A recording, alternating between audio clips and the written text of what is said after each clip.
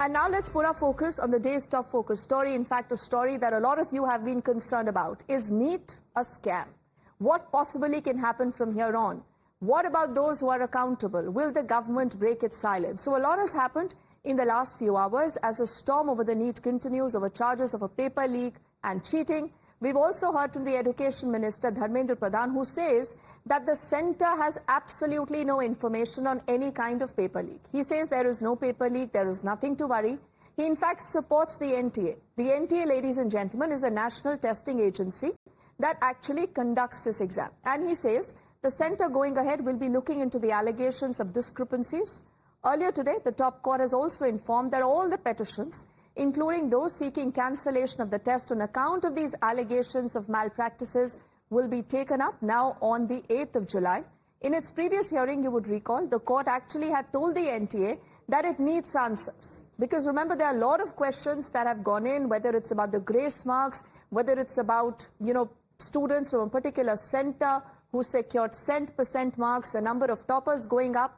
And the court had also said that the sanctity of the examination has been affected. Now, one of the petitioners in the case is Alak Pandey. He needs no introduction. He is the CEO of the edtech firm Physicswala. He is also alleged continuously that grace marks were given in an arbitrary fashion. He also said that this very fact points at multiple discrepancies, and we managed to speak to him a little earlier, and this is what he said about the entire controversy, about his petition, and also on what he expects the government to do. अलग sir, सबसे पहले तो times now से आप बात कर रहे हैं, उसके लिए बहुत धन्यवाद आपका। जो नीट कंट्रोवर्सी है, आप इसमें कहेंगे क्या? क्योंकि बहुत आउटरेज हो रहा है, स्टूडेंट्स में भी उनमें एक तरह से डर है, कुछ रूमर्स भी फैलाए जा रहे हैं। तो मैं सबसे पहले आपसे जानना चाहता हूं कि आपकी अंडरस्टैंडिंग क्या है, क्या हुआ यहाँ? जो हुआ वो कभी नहीं हुआ था पहले, कि पिछले 8 साल से एनटीए नीट का एग्जाम कंडक्ट करा रहा है और कभी पिछले 8 साल में ग्रेस नंबर नहीं दिए। अब आप बोलेंगे ऐसा है कि इस बार बच्चों का समय का नुकसान हुआ, there was time loss at some center, इसलिए हमने ग्रेस नंबर दिए। देखिए, ये पॉसिबल नहीं है। हर साल आप 20 लाख बच्चों का ही एग्जाम करा रहे हैं, 15 लाख 20 लाख, तो हर साल कुछ सेंटर पे टाइम लॉस तो लगातार हो रहा था। ये चीज मीडिया ने भी रिपोर्ट की है, इसके मतलब पुख्ता एविडेंस इसके इंटरनेट पे पड़े हुए हैं। फिर भी पिछले 8 साल से कभी भी ग्रेस नंबर नहीं दिए। ये ग्रेस नंबर का कॉन्सेप्ट नीट में एग्जिस्ट नहीं करता था। इस साल सडनली कुछ ग्रेस नंबर दिए गए, कितनों को दिए गए, कितने दिए गए, कुछ नहीं बताया गया। जब 8 साल में पहली बार आप ग्रेस नंबर दे रहे हैं तो आपकी इतनी ड्यूटी तो बनती थी कि रिजल्ट के साथ आप ये रिलीज करते कि हमने कितने बच्चों को ग्रेस दिए, कहां ग्रेस दिए, किस बेसिस पे। किसी को नहीं बताया गया कि कोई ग्रेस नंबर दिया गया, रिजल्ट आउट हो चुका है। रिजल्ट आउट होने के शाम को अचानक से पता चलता है कि 719 और 718, 719 और 718 जैसे स्कोर नीट में आ रहे हैं, जो कि पॉसिबल नहीं है। इसके बाद बच्चों ने जब सवाल उठाना स्टार्ट किया, हमारे जैसे शिक्षकों ने वीडियो बनाए, ट्वीट किए।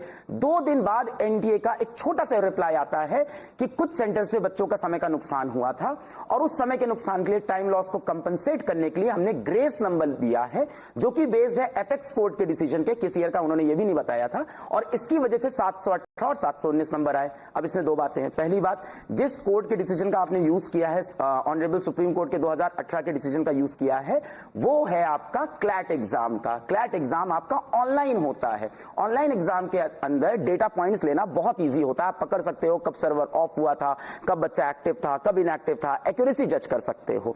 ये नीट का एग्जाम है, ये ऑफलाइन मीडियम में होता है, 4750 सेंटर में होता है। एनटीए के डायरेक्टर ने ये चीज खुद बताई। दूसरी बात, जो क्लैट का एग्जाम है वो 60,000 बच्चे देते हैं और जो नीट का एग्जाम है वो 23 लाख बच्चा देता है। और तीसरी और सबसे इंपॉर्टेंट बात, उस पूरे जजमेंट के अंदर ऑनरेबल सुप्रीम कोर्ट ने कहीं ये नहीं लिखा था कि इसको आप यूज कर सकते हो किसी ऑफलाइन एग्जाम करने के लिए। चौथी बात, उस जजमेंट के अंदर ऑनरेबल सुप्रीम कोर्ट ने यह भी मेंशन किया है कि अगर आप कुछ बच्चों को ग्रेस मार्क्स देते हैं तो उस ग्रेस मार्क्स देने से कुछ क्या होगा, कुछ बच्चे मेरिट लिस्ट में ऊपर आएंगे और कुछ बच्चे जिन्होंने एक्चुअल एग्जाम दिया वो पीछे जाएंगे। तो जितने बच्चे ऊपर आ रहे हैं, आप पूरी कोशिश करें कि एडहॉक बेसिस पे आप उतनी न्यू सीट जनरेट करें। तो एनटीए ने ये बात तो कहीं भी जजमेंट में नहीं लाई। तो ये सारी चीजें दिखाती है कि कोई ट्रांसपेरेंसी में लैग है। आज एनटीए के डायरेक्टर लाइव आए थे, उन्होंने प्रेस कॉन्फ्रेंस ली और उस पूरी प्रेस कॉन्फ्रेंस में कम से कम कम 5 बार उन्होंने ट्रांसपेरेंसी वर्ड का इस्तेमाल किया। ट्रांसपेरेंसी है कहां? जब 8 साल में पहली बार ग्रेस नंबर आप दे रहे हैं, कुछ ऐसी नई चीज कर रहे हैं, तो आपको पहले से खुद से बताना चाहिए। या तो आप इतने ट्रांसपेरेंट हैं, शायद हमारे बच्चे ब्लाइंड हो गए, हम शिक्षक ब्लाइंड हो गए, हमें दिखाई नहीं पड़ रहा है। तो ट्रांसपेरेंसी तो पूरी तरह से यहां गायब है। बहुत ही रिएक्टिव अप्रोच है। इतने बवाल करने के बाद, इतना शोर मचाने के बाद भी उन्होंने ये नहीं बताया था कि हमने कितने बच्चों को ग्रेस नंबर दिए हैं। फिर क्या हुआ, फिर एक लिस्ट निकली जिसमें टॉप 100 बच्चों की लिस्ट निकली। उस टॉप 100 बच्चों की लिस्ट में ऐसा देखा गया कि एक ही सेंटर से 6 बच्चों के 720 में से 720 यानी पूरे नंबर आए। फिर इस पे शोर मचना स्टार्ट हुआ। 2 दिन इस पे शोर मचा, एनटीए तब भी शांत था। इसके बाद उन्होंने बताया कि हाँ, ये 6 बच्चे जो 720 में 720 लाए हैं, इनको हमने ग्रेस नंबर दिया है। टोटल हमने 1563 बच्चों को ग्रेस दिया है। कितना ग्रेस दिया है? इतना दिया है कि वो बच्चा -20 से लेके 720 तक कुछ भी स्कोर कर सकता है। यानी अभी भी एग्जैक्ट अमाउंट नहीं पता है। यानी हो सकता हो किसी बच्चे के 0 नंबर आए हो तो उसको 720 दे दिया। तो अलग सर, मेरे पास कुछ सवाल जवाब के फॉर्मेट में करते हैं ताकि थोड़ा आसान हो जाए। सॉरी पहला कंट्रोवर्सी जो है वो है 67 टॉपर्स का। उस पे मैं एनटीए का क्लैरिफिकेशन पढ़ देता हूं। उन्होंने ये कहा है कि देखिए 2024 के एग्जाम में 3 लाख से ज्यादा कैंडिडेट्स थे, तो इसीलिए ये हुआ। ये कोई एनॉमली नहीं है, ऐसा हो सकता है। तो इस पे आपका ठीक है। तो अगर मैं बात करूं, पिछले वर्ष 20 लाख बच्चे थे, इस वर्ष 24 लाख हैं। मैं तो 3 में तो 4 लाख दे देता हूं, यानी 20% बच्चे बढ़ गए हैं। पिछले वर्ष कितने टॉपर थे? 720 2 थे। तो 2 से 67, ये आपको दिख रहा है कहीं से प्रोपोर्शन मैच कर रहा है। चलो मैं इसमें से आप एक काम करता हूं, मैं ग्रेस वाले भी हटा देता हूं। फिर इन्होंने बोला कि हमने कुछ आंसर करेक्ट किए। वो जो एटम वाला क्वेश्चन था, आई थिंक एटम वाला क्वेश्चन जो आंसर करेक्ट किया ना, उसको मीडिया से पूरी तरह से हटा देना चाहिए। वो सिर्फ डिस्ट्रैक्शन है। वो सही चीज है, आपने आंसर करेक्ट किया, बच्चों को नंबर मिले, ठीक है, उसको इग्नोर कर देते हैं। बट इसके बियॉन्ड अगर देखें, अगर बच्चा 20% बढ़ रहा है तो कट ऑफ वैसे क्यों नहीं बढ़ रहा है? पिछली बार 640 नंबर पे, 640 नंबर पे बच्चे की रैंक आती थी 10,000 नंबर पे एक गवर्नमेंट मेडिकल कॉलेज आसानी से मिलता था जिसकी फीस कम होती है। इस बार 640 मार्क्स पे रैंक आ रही है 40,000। तो यहां भी 20% का इंक्रीज नहीं है। 20% का इंक्रीज होता तो ये 10,000 रैंक वाला बच्चा 12,000, 15,000, 20,000 रैंक पे होता। ये 40,000 रैंक पे अब इसको एक गवर्नमेंट मेडिकल कॉलेज इतने अच्छे स्कोर पे भी नहीं मिल रहा, क्योंकि बहुत सारे बच्चे लिस्ट में ऊपर आ गए हैं।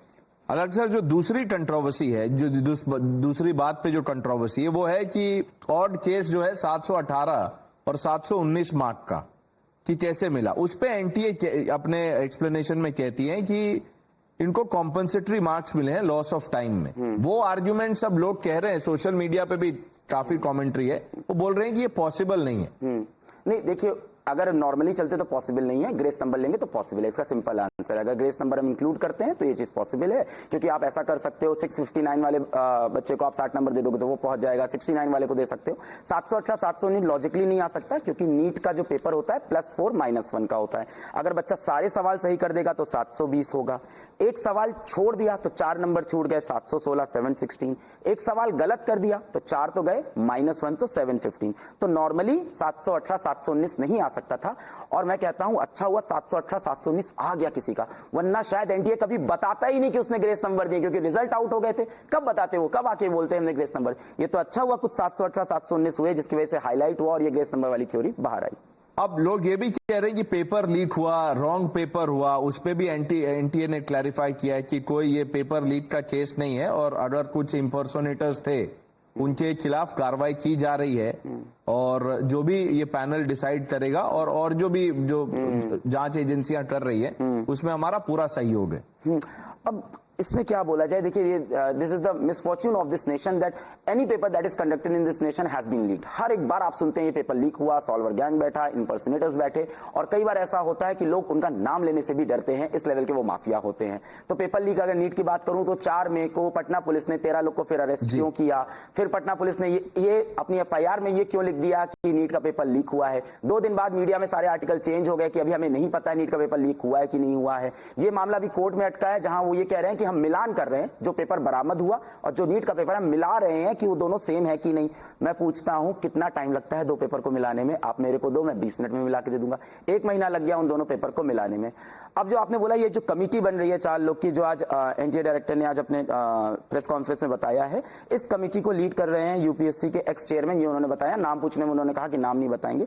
ऐसी जब भी कमिटी पास्ट में बनी है, चाहे वो डिलिमिटेशन कमिटी हो, चाहे जस्टिस सोरमा कमिटी हो, इनको हेड करते हैं सुप्रीम कोर्ट के एक्स जज। तो हमारा यही डिमांड है कि इस कमेटी को भी सुप्रीम कोर्ट के कोई ऑनरेबल सुप्रीम कोर्ट के कोई एक्स जज लीड करे, और दूसरी चीज इसकी जो भी फाइंडिंग हो वो पब्लिक डोमेन में जरूर से जरूर रिलीज हो, क्योंकि अभी तक एनटीए की ट्रांसपेरेंसी पे इतने सवाल ऑलरेडी उठ गए हैं कि इंटरनल कमेटी। आप चाहते हैं कि एससी मॉनिटर्ड हो। बिल्कुल। ये कुछ विपक्ष की पार्टियां भी हैं जो उनकी भी यही डिमांड है। अब मैं आपसे कंट्रोवर्सी 4 और आई थिंक सबसे ज्यादा चर्चा इसी पे हो रही है, वो पूछ रहे हैं कि अर्ली रिजल्ट कैसे डिक्लेयर कर दिया? आपको 14 को करना था लेकिन आपने 10 दिन पहले कर दिया।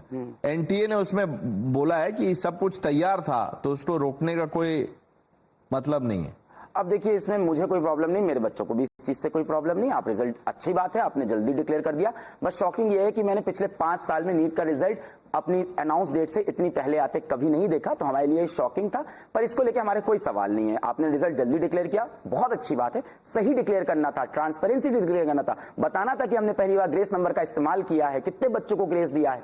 आज जब एनटीए के डायरेक्टर जब प्रेस कॉन्फ्रेंस में आए, उनसे एक जर्नलिस्ट ने पूछा कि क्या फॉर्मूला यूज किया है। उन्होंने कहा फॉर्मूला देखिए ऐसा है कि स्पीड है, बच्चे की एक्यूरेसी है, कैंडिडेट है और ठीक है।